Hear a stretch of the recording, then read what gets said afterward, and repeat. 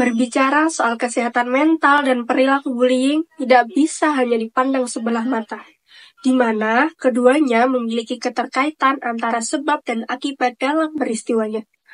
Kejadian ini menjadikan Indonesia berada di urutan kelima sebagai negara yang memiliki kasus bullying tertinggi yang ada di dunia menurut data dari UNICEF tahun 2020. Pada kesempatan kali ini, saya Karina Nabila Nurrahmanyar, mahasiswa Usuluddin tingkat 1 Universitas Al-Azhar Kairo, sekaligus sebagai anggota aktif Rumah Mukim Angkatan 3, akan mengangkat judul yang diambil dan terinspirasikan dari pengalaman pribadi saya sendiri, yakni Mental Kuat untuk Indonesia Hebat. Indonesia adalah negeri 1000 pulau sejuta bahasa yang menjadi tanah kelahiran saya. Saksi bisu di mana tempat orang tua saya mendidik dan membesarkan saya. Tempat di mana saya tumbuh dan berkembang dengan lingkungan nuansa Jawa yang bersamai. Tempat di mana karakter saya dibentuk dengan berbagai peristiwa dan tantangan hidup sebelum saya melanjutkan pertualangan saya menjajaki belahan dunia lain untuk menuntut ilmu. Indonesia sekaligus menjadi ibu pertiwi, tempat di mana saya akan kembali mengabdi pada negeri yang selalu saya rindukan dalam setiap mimpi perjalanan ini. Di masa depan, saya ingin sedikit banyak memberikan sentuhan pada pemuda Indonesia, terutama tentang jiwa yang seharusnya dimiliki oleh seorang anak ketika mulai berproses dalam perjalanannya berinteraksi dengan orang yang mungkin akan mendukungnya untuk terus melangkah maju atau bahkan menjatuhkannya dalam perjalanan. Judul ini diambil dari kisah saya pribadi yang akan saya jadikan contoh untuk edukasi kepada para pemuda ke depannya.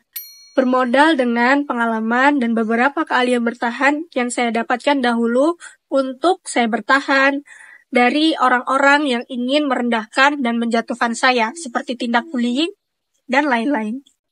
Dulu di mana saya pernah menjadi seorang korban dan bahkan saya juga pernah berada di titik di mana saya menjadi seorang pelaku tanpa saya sadari. Pada masa saya menjadi korban adalah masa di mana saya merasa kecil, tidak berdaya dan bahkan saya merasa tidak berharga. Sehingga teman-teman saya yang lebih bahkan jauh di atas saya menjadikan itu adalah sebuah kesempatan untuk menjatuhkan, merendahkan, bahkan merundung saya pada akhirnya.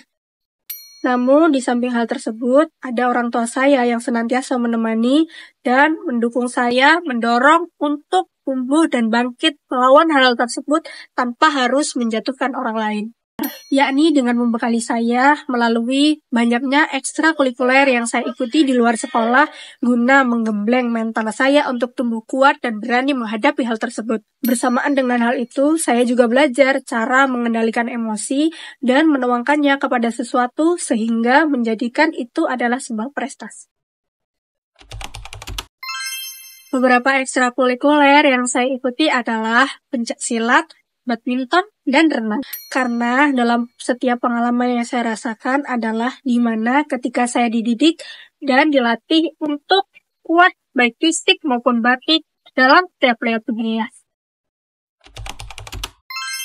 Cara saya mewujudkannya adalah dengan cara edukasi melalui beberapa lembaga instansi dan organisasi yang sudah saya ikuti sejak dahulu dalam proses pengembangan mental saya di masa lalu untuk bangkit dari masa keterpurukan saya dahulu, serta mengajak para pemuda untuk berhenti dan mengajak para pemuda untuk menjadikan lingkungan dunia yang adil dan aman, serta menjadikan pemuda untuk saling mendukung dan menjadikan generasi kita adalah generasi emas penerus bangsa.